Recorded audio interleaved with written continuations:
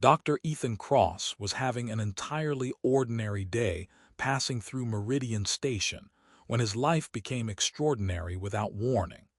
He was between assignments, heading back to Earth for brief leave before his next posting studying xenolinguistic patterns in the Delthani colonies. Meridian was one of those massive interstellar hubs where thousands of species intersected for trade, transit, cultural exchange. It was overwhelming and fascinating in equal measure. As a xenolinguist, Ethan loved places like this. So many languages, so many different communication structures, all flowing together in organized chaos. He was navigating through one of the main concourses toward his departure gate, dodging a group of Threshen merchants and stepping around a maintenance bot, when he noticed something unusual. An alien woman standing near a transit junction, calmly handing out brochures to passersby. She was Velyrian. Ethan recognized the species from his academic work.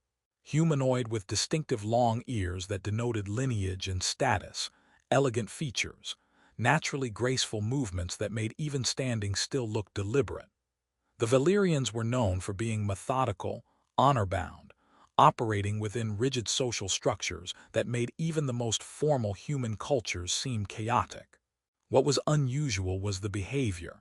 Velyrians didn't do casual public outreach. Everything in their culture went through proper channels, formal structures, official protocols. Seeing one handing out brochures like a street campaigner was genuinely strange. Most people walked past her without stopping. A few accepted brochures politely but disposed of them within seconds. She didn't seem bothered, just continued offering them with patient determination. Ethan's curiosity was piqued. This was odd enough to warrant investigation, at least from an academic perspective. He approached, more from xenological interest than any actual investment in whatever she was promoting. As he got closer, he could see the brochures were printed on actual physical paper, practically archaic, with text in multiple languages including standard. The woman herself was striking, not just physically beautiful by both human and Velyrian standards, but carrying herself with intensity that suggested absolute focus. "Excuse me," Ethan said politely, "may I have one?" The woman looked up, and Ethan felt the full weight of her attention focus on him like a spotlight. She was looking at him like he was the most important thing in her entire field of vision. "Yes," she said, her voice carrying the musical quality of Velyrian vocal anatomy. "You may." She handed him a brochure, and as his fingers closed around it, she spoke again with perfect clarity and absolute conviction. "I want to marry you, unconditionally." Ethan's brain completely stopped processing. Around them, the busy station continued its chaos, thousands of beings moving through the concourse, announcements in multiple languages, the ambient hum of a functioning spaceport. But in this small bubble of space between them, everything had gone very still. "I'm sorry, what?" Ethan managed after several seconds. "I want to marry you, unconditionally, without conditions, qualifications, or negotiated terms. I have chosen you, and I am making formal proposal according to Velyrian law and custom." Ethan looked down at the brochure in his hands with dawning horror. It wasn't advertising a program or campaign or cultural initiative. It was a formal marriage proposal document. He could see legal terminology, binding agreements, cultural protocols. And there in the header section was his full name, including the middle name he rarely used, Dr. Ethan Marcus Cross. "How do you know my name?" he asked, his voice coming out higher than normal. "I have been studying you for 2 years, 4 months, and 17 days, she said calmly, as if this were a completely reasonable statement. "I know a great deal about you, Dr. Cross. Your work in xenolinguistic pattern recognition, your publication record, your teaching methodology, your relationship history as publicly available, your professional reputation. I have made informed choice based on extensive research, and I am now formally proposing marriage." People were starting to notice. A few had stopped to watch, clearly recognizing that something unusual was happening. Ethan saw a Velyrian merchant a few meters away looking absolutely shocked. "I don't understand what's happening," Ethan said, trying to keep his voice steady. "Is this some kind of cultural practice I'm not aware of? A social experiment, some kind of?" "This is formal unconditional marriage proposal," the woman interrupted gently but firmly. "Among the Velyrian, such proposals are rare and legally binding if accepted. My name is Syra Vel'taris, of House Vel'taris, and I am formally proposing to marry you without conditions, negotiations, or terms beyond basic legal framework of marriage bond. But we've never met, I don't know you at all. That is acceptable and proper. Unconditional proposals do not require prior relationship or mutual knowledge. They require only that the proposer has made informed choice and is willing to commit absolutely to the bond regardless of circumstances. I have made my choice, you are it." Ethan's xenolinguistic training was kicking in, helping him process through the shock. This was a cultural practice, probably one he should know about but didn't because Velyrian marriage customs were considered intensely private and rarely discussed with outsiders. "Why," he asked, "why me, why any human?" "Because I have studied humanity extensively over 5 years and concluded that human emotional resilience, adaptability, and capacity for genuine growth make your species ideal partners for Velyrian unconditional bonds. Because I have studied you specifically for over 2 years and determined that your personality, values, professional dedication, and behavioral patterns align with everything I seek in permanent partner. Because you are kind without being weak, intelligent without being arrogant, and genuine in ways that suggest you would honor the bond as I intend to honor it." She was completely serious. There was no hesitation, no uncertainty, no indication this was anything but exactly what she was claiming it to be. "This is insane," Ethan said, though his tone was more bewildered than dismissive. "You can't just propose marriage to a complete stranger based on observation. That's not how relationships work. Among humans, perhaps not. Among Velyrians making unconditional proposals, this is exactly how it works. I can and I have. The question now is whether you will accept. You have the right to refuse, of course, but I want you to understand this is not impulsive or frivolous. Among the Velyrian, we make this choice only once in our entire lifetime. I have chosen you. That will not change regardless of your answer." Station security was approaching now, 2 officers who'd been alerted by the gathering crowd. They looked confused, trying to figure out if this was some kind of public disturbance requiring intervention. Ethan's ordinary day had just become the most extraordinary and terrifying situation of his entire life, and he had absolutely no idea what to do about it. Station security arrived with the cautious approach of professionals trying to assess a situation they didn't yet understand. One was human, a woman in her 40s with the calm demeanor of someone who'd seen everything. The other was Threshen, a species known for excellent mediation skills and cultural sensitivity. "Is there a problem here?" the human officer asked, looking between Ethan and Syra.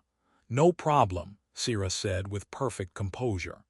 "I am making formal marriage proposal according to Velyrian law and custom. It is legal, proper, and properly documented. I have all necessary authorization." She produced a data chip with practiced efficiency and handed it to the Threshen officer. He inserted it into his scanner, his expression shifting from professional neutrality to genuine surprise as he read the contents. This is an authentic Velyrian unconditional marriage proposal," he said slowly. "Filed through proper legal channels, certified by Velyrian cultural authorities, registered with interstellar marriage law databases. It's completely legitimate." "What does that mean?" Ethan asked, feeling like reality had tilted sideways. The Threshen officer looked at him with what might have been sympathy. "It means that under interstellar law, this is a legally recognized marriage proposal. Velyrian unconditional proposals are rare but binding if accepted." She has the absolute right to make this offer, and you have the absolute right to accept or refuse. There's no legal issue here, just a very unusual cultural practice. But we've never met. She's been studying me for 2 years. That's not romantic, that's stalking. Not under Velyrian law, the officer said. Unconditional proposals are based on informed choice rather than prior relationship. The level of research she's conducted would be considered appropriate and necessary for such a serious commitment. It's unusual from a human perspective, but it's culturally valid. More people had gathered now, creating a substantial crowd. Ethan heard whispers in multiple languages, the word unconditional carrying through the crowd in various translations with tones of shock and fascination. An elderly Velyrian woman pushed through to the front, her ear ornaments marking her as someone of significant status. She looked at Syra with an expression mixing shock, concern, and something like awe. "Child," she said in formal Velyrian that Ethan's translation implant rendered into standard, "do you truly understand what you are doing? An unconditional proposal is sacred bond, made only once in a lifetime. You cannot simply offer it to a stranger, even a human stranger who may not comprehend the weight of what you offer." "He is not a stranger to me, elder," Syra responded with respectful firmness. "I have studied him extensively and ethically. I know his work, his values, his character as expressed through years of professional and personal conduct. I have made informed choice according to proper protocols. But he knows nothing of you. How can there be genuine bond when only one party possesses knowledge? That is the nature of unconditional proposal. I offer absolute commitment without requiring prior relationship or mutual knowledge. If he accepts, we build everything together from foundation of my commitment and his willingness. If he refuses, I have still made my choice and will honor it by making no other in my lifetime." The elderly woman, Elder Muria, as she introduced herself, turned to Ethan with an expression that mixed pity and concern. "You should understand, human. If you accept this proposal, the bond is absolute under Velyrian cultural law and recognized by interstellar marriage conventions. It cannot be dissolved except through death of one party. She will be bound to you completely and you to her for the entirety of your lives. It is not a casual arrangement or trial period. It is permanent, sacred, and irrevocable." "I'm not accepting anything," Ethan said, needing to clarify this immediately before people got the wrong idea. "I don't even fully understand what's happening." Syra remained perfectly calm through all of this, watching him with that same intense focus. "Perhaps we should move to somewhere less public," she suggested. "I can explain more thoroughly, answer your questions, provide complete information about what unconditional marriage means. You deserve to understand fully before making any decision." The security officers agreed that was probably best for everyone involved. Within minutes, Ethan found himself being escorted to a private station conference room with Syra, the officers, Elder Muria who'd appointed herself as cultural advisor, and a growing sense that his life had just taken a turn into complete surrealism. In the relative privacy of the conference room, Syra explained with the methodical precision of someone who'd clearly prepared for this conversation. "Among the Velyrian, marriage is typically a negotiated contract," she began. "Families discuss terms, assets are allocated, responsibilities are defined, expectations are made explicit. It is practical, orderly, and often quite successful. But it is also transactional, a business arrangement that happens to involve shared life. Unconditional marriage is different," she continued. "It is rare choice made by those who believe they have found ideal partner and are willing to commit absolutely without negotiation, conditions, or terms beyond basic legal framework. It is considered the highest form of commitment in our culture, choosing someone completely, permanently, without reservation." "But you don't know me," Ethan protested again. "You've studied me, observed me, researched me, but that's not the same as actually knowing someone. I have spent 2 years, 4 months, and 17 days learning everything about you that ethical observation permits, Syra said. I attended 3 of your academic lectures on xenolinguistic pattern recognition at different institutions. I have read every paper you have published, 43 in total. I observed your teaching methods when you were guest lecturer at Tarsi's University for a full semester.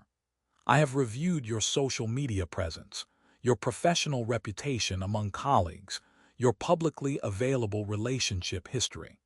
I know your communication patterns, your values as expressed through your work, your approach to challenges and conflicts. She leaned forward slightly. I know you are kind to service workers and remember their names. I know you stay late to help struggling students despite no requirement to do so. I know you end relationships honestly rather than avoiding difficult conversations. I know you value competence over status and genuine insight over credentialed authority.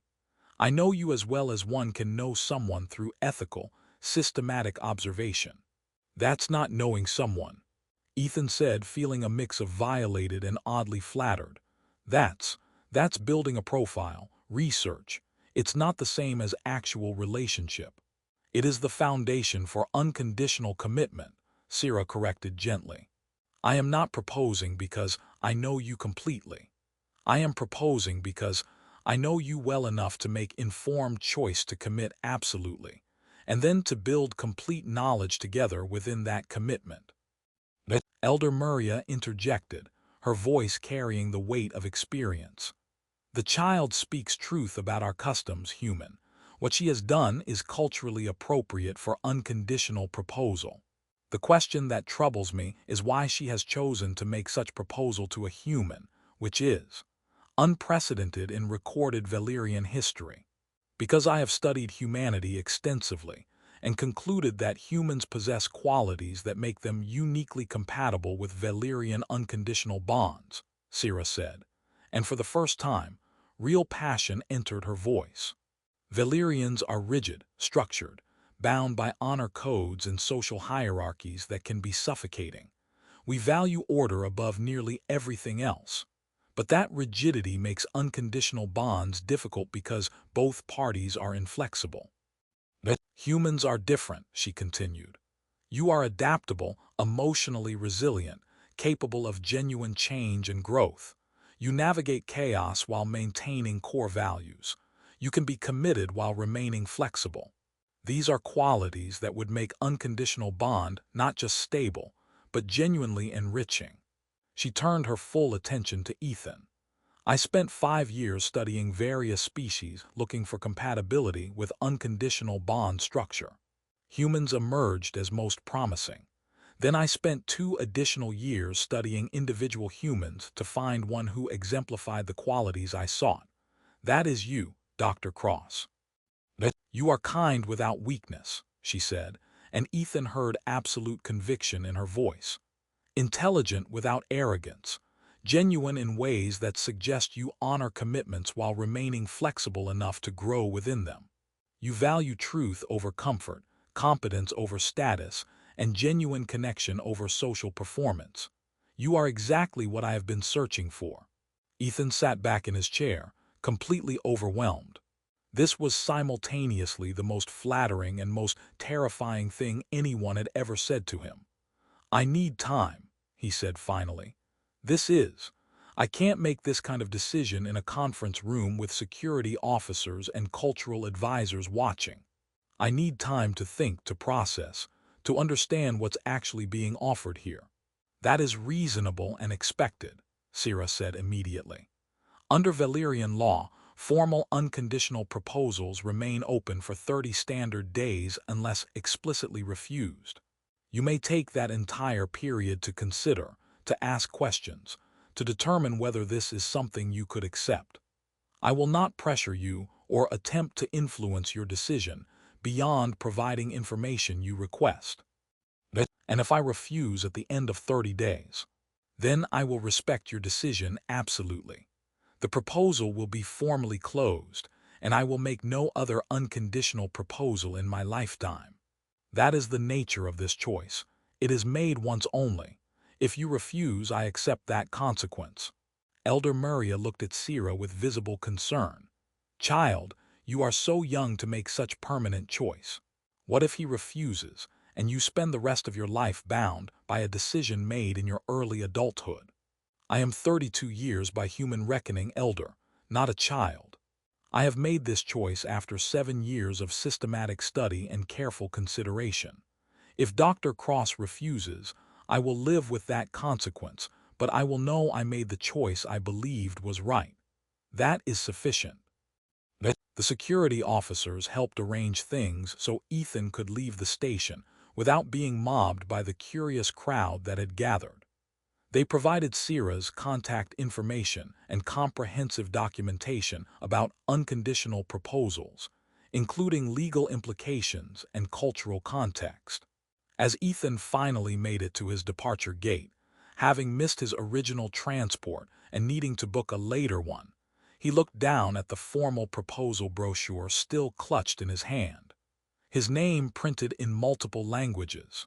A woman he'd never met before today offering him absolute, permanent, unconditional commitment. His life had just become very, very complicated.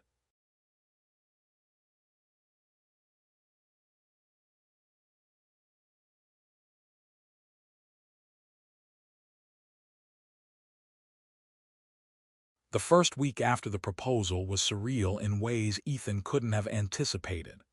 The incident had been recorded. Of course it had been recorded. This was a public space station with thousands of people carrying personal devices. Within hours, video of the proposal was spreading across human social networks and beyond. Human man receives unprecedented alien marriage proposal became a trending topic. He was contacted by journalists, cultural anthropologists, relationship advice columnists, even a documentary filmmaker wanting to cover the story. His academic colleagues were fascinated for entirely different reasons. Dr. Sarah Chen, a fellow xenolinguist and one of his closest friends, called him within hours of the story breaking. Ethan, do you understand how extraordinary this is? Velyrian unconditional proposals are legendary in xenoanthropology circles. They're studied as examples of ultimate commitment in comparative species psychology. There are maybe a dozen documented cases in the last century, all between Velyrians, and now one has been made to a human, to you specifically. This is academically unprecedented. It's also terrifying, Ethan said, pacing his small Earth apartment after finally making it home. She wants to marry me based on observation and research. She doesn't actually know me, Sarah. Not really. She knows you better than most people know their partners before marriage, Sarah pointed out. She spent over 2 years systematically studying you. That's more informed than most human marriages start with. We usually decide to marry people based on feelings and hope, with maybe a year or 2 of dating. She's done actual research. But I don't know her at all. How can you commit to someone you don't know? So get to know her. She's given you 30 days to decide. Use that time, talk to her, ask questions, understand what she's actually offering and whether it's something you could possibly want. Ethan took that advice. He contacted Syra through the information station security had provided and arranged to meet, in public, in comfortable settings, just to talk and understand. Their first conversation happened in a quiet cafe near the university district, 3 days after the proposal.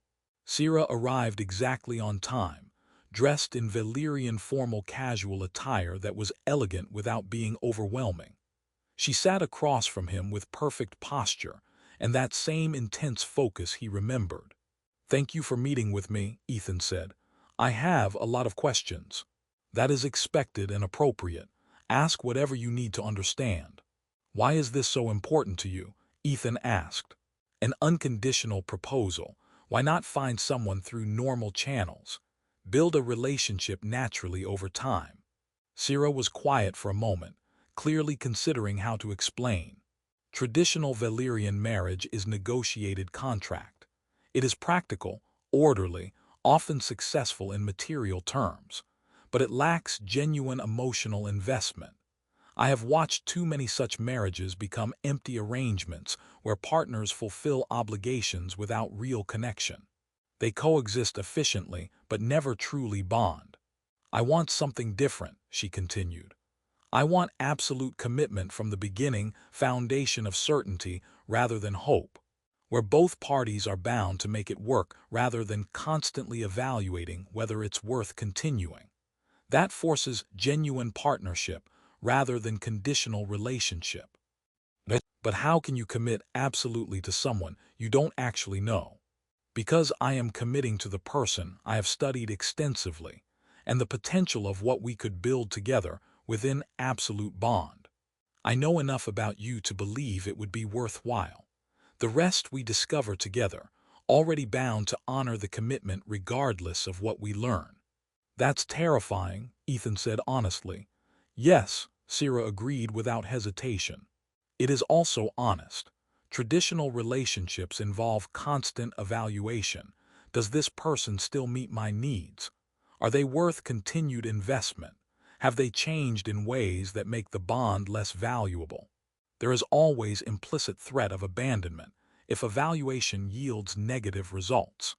Unconditional bond removes all that, she continued.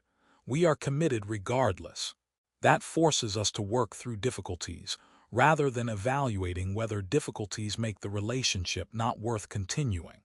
It creates security that allows deeper vulnerability, because there is no threat of abandonment based on evaluation. Ethan thought about his own relationship history. Two serious relationships, both ending when practical considerations or life changes made continuation difficult.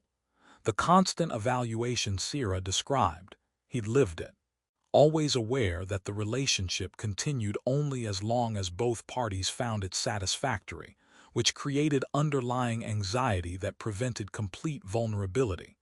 What if we're genuinely incompatible? He asked. What if we discover we actually can't stand each other? Then we work through it because the bond is absolute and cannot be broken, Syra said calmly. Unconditional does not mean easy or always pleasant. It means committed regardless of difficulty. We would be bound to find ways to make it work, to build compatibility through effort rather than hoping compatibility exists naturally. That could be a disaster. Or it could be the foundation for something profound, Syra countered. When you know the bond is permanent, you invest differently. You work through difficulties because leaving is not an option. You build genuine partnership, rather than performing attractiveness to maintain conditional relationship. Over the following 2 weeks, they met regularly. Ethan learned about Syra beyond the formal proposal and intense focus. She was a cultural anthropologist specializing in comparative marriage structures across species. Her academic work was genuinely brilliant. She'd published extensively on how different species structured commitment and what those structures revealed about underlying psychology. She was 32 years old by human reckoning, which was young adult for Velyrians who lived significantly longer than humans. She came from a respected but not elite family. Her parents were both academics, which explained her methodical approach to important decisions. She'd chosen academic career over traditional Velyrian paths involving family business or government service. This had created some family tension, but ultimately been accepted. She had a dry sense of humor that emerged gradually as she became more comfortable. She was deeply committed to her work in ways that mirrored his own passion for xenolinguistics. She challenged him intellectually while respecting his expertise. She was genuinely interested in everything about him, his thoughts on language structure, human literature, whether Earth's oceans were really as impressive as she'd heard, his opinions on everything from academic politics to the best way to prepare coffee. "You're not what I expected," Ethan admitted during one conversation, 2 weeks into the 30-day period. "What did you expect?" "I don't know, someone more formal, rigid. You studied me for years and made this calculated proposal, so I expected someone who was all logic and system. But you're more than that. You're funny and passionate about your work and genuinely curious about things that have nothing to do with your research. I am Velyrian, which means I value structure and order, Syra said. But I am also individual within that framework. The unconditional proposal is calculated, yes, but it is calculated pursuit of genuine connection, not efficiency. I want partnership that is real, not just functional. Why me, though? Ethan asked. Specifically me, out of all the humans you could have studied. Syra was quiet for a moment, then spoke with unusual vulnerability. Because when I observed you teaching, I saw someone who genuinely cared whether students understood rather than simply delivering content. Because when I read your papers, I saw intellectual honesty even when it undermined your own arguments. Because when I observed your relationships, I saw someone who ended things honestly rather than avoiding difficult conversations. She met his gaze. Because everything I learned suggested you were a person who honors commitments while remaining genuinely kind, who values truth while treating people with compassion, who could accept absolute bond and honor it not from obligation but from genuine integrity. That is rare, Dr. Cross. That is worth making once-in-lifetime choice for. 3 weeks into the 30-day period, Ethan realized something that both excited and terrified him. He was falling for her, not because of the dramatic proposal or the cultural novelty or academic fascination, but because the more time he spent with Syra, the more he genuinely liked her. She was thoughtful, brilliant, funny in unexpected ways. She challenged him intellectually while making him feel valued. She was honest about her intentions while being genuinely interested in knowing him rather than just confirming her research. I think I might say yes, Ethan admitted to Syra during a video call on day 23. Which is completely insane, right? I've known her for 3 weeks. You've known her for 3 weeks of intensive interaction, where you've talked more deeply than most couples talk in 3 years, Syra pointed out. And she's known you for over 2 years. That's not nothing, Ethan. It's still insane. Accepting a marriage proposal from someone who approached me with a brochure. Committing absolutely to someone based on 3 weeks of conversation. Maybe, Syra said, but maybe that's okay. Not all important decisions need to be purely rational. Sometimes you have to trust your gut along with your analysis. On day 28, Ethan made his decision. He knew it was probably crazy. He knew it violated every rational approach to relationships he'd ever followed. He knew people would think he'd lost his mind. But he also knew, with certainty that surprised him, that he wanted to say yes. On day 29 of the 30-day period, Ethan contacted Syra and asked to meet at the same transit junction on Meridian Station, where she'd first handed him the brochure. He traveled back specifically for this, wanting the symbolism of returning to where it all began. Syra was there waiting, standing in almost the exact same spot. She was calm and composed, but Ethan could see tension in the slight stiffness of her posture, the way her hands were clasped carefully in front of her. "I've made my decision," Ethan said without preamble. There was no point in drawing this out. Syra straightened, preparing herself for whatever he was about to say. Her expression was controlled, but her eyes were intense with hope and fear in equal measure.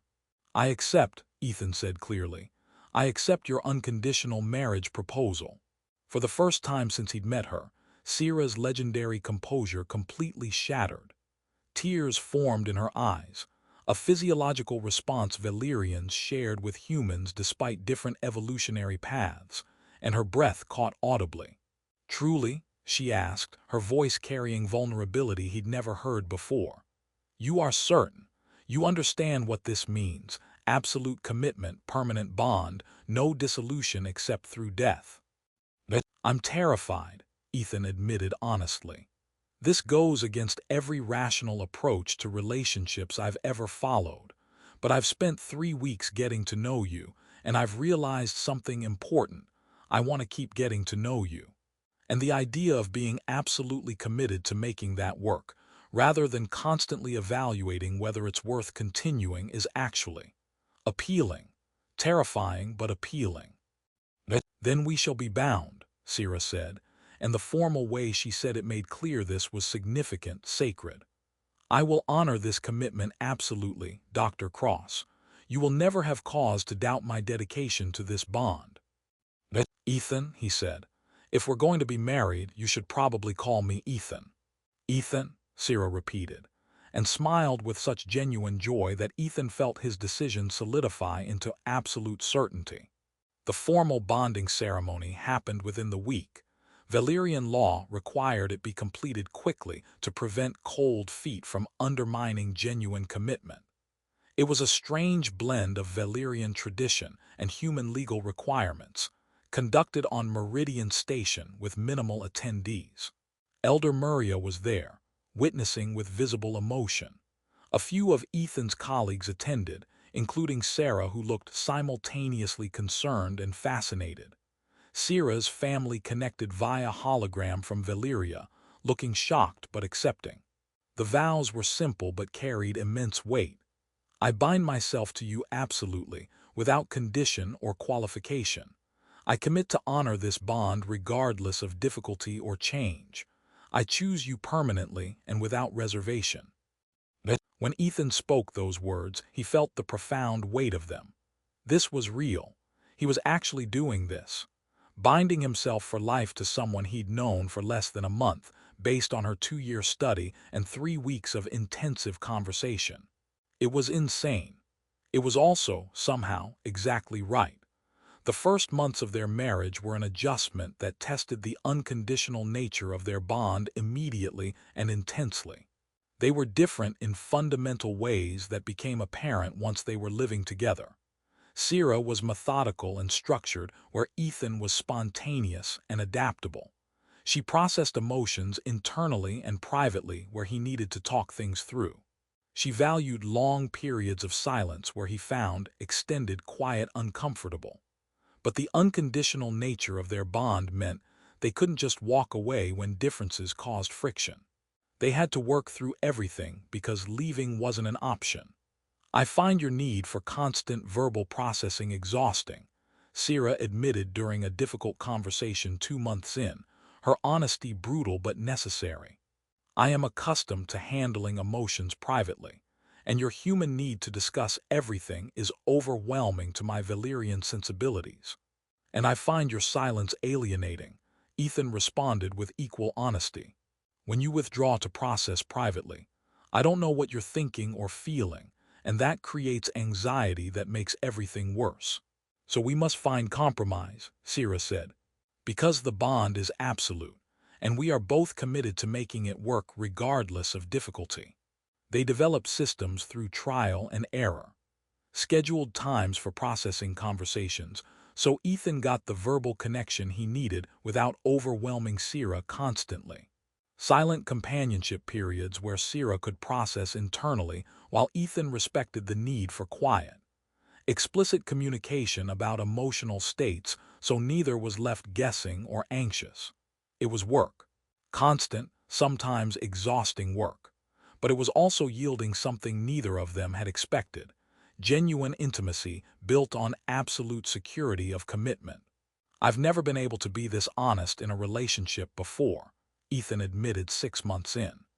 Usually, there's this underlying fear that being too difficult or demanding will make the other person leave. But with you, I know you're not leaving, so I can actually say what I need without fear. That security is what I hoped unconditional bond would create, Syra said. Traditional relationships have implicit threat of abandonment if one party becomes too difficult, but we have removed that threat. You can be completely honest about your needs, and so can I, because we are both committed to working through difficulties rather than escaping them. A year into their marriage, they were teaching a joint seminar on cross-species relationship dynamics at the university, using their own unconditional marriage as a primary case study. The unconditional proposal seemed insane to most people, Ethan told the class of xenoanthropology and sociology students. Marrying someone you barely knew based on systematic observation rather than natural relationship development. But what it created was a bond built on commitment rather than conditional evaluation, which paradoxically allowed deeper emotion and intimacy to develop because the foundation was absolutely secure. Humans typically build relationships on feeling and hope the commitment follows naturally, Syra added from beside him. Velyrians build on structure and hope feeling develops within that structure. The unconditional bond combines both approaches. Absolute structural commitment from the beginning creates security, within which genuine feeling can grow without constant anxiety of evaluation and potential abandonment. A student raised her hand. Professor Vel'taris, do you think unconditional proposals could work more broadly, between other species pairings or even within single species contexts? Possibly, Syra said thoughtfully, but they require certain psychological characteristics: willingness to commit absolutely before complete knowledge, capacity for genuine growth and adaptation, understanding that unconditional means working through difficulty rather than avoiding it. Not all individuals or species possess those qualities in sufficient measure. But for those who do, Ethan added, an unconditional bond can create something extraordinary. Partnership built on certainty rather than hope, growth forced by commitment rather than fear of loss, intimacy developed through working through absolutely everything rather than avoiding what's difficult. 5 years into their marriage, their relationship had become something that surprised them both with its depth and genuine partnership. They'd navigated cultural differences, personality conflicts, career challenges, and the everyday difficulties of building life together. But they'd done it with absolute certainty that the bond would hold, which changed how they approached every challenge. Do you regret accepting? Syra asked one evening as they sat together in their shared home on Earth, watching the sunset through large windows. Not for a single moment, Ethan said without hesitation. It's been harder than any relationship I've had before. We can't avoid difficulties or pretend incompatibilities don't exist. We've had to work through absolutely everything. But we've also built something more genuine, more deeply intimate than anything I've experienced. We know each other completely because we've had to. There's no option to maintain comfortable distance or avoid difficult truths. I chose well, Syra said quietly. You have honored the bond with integrity that validates my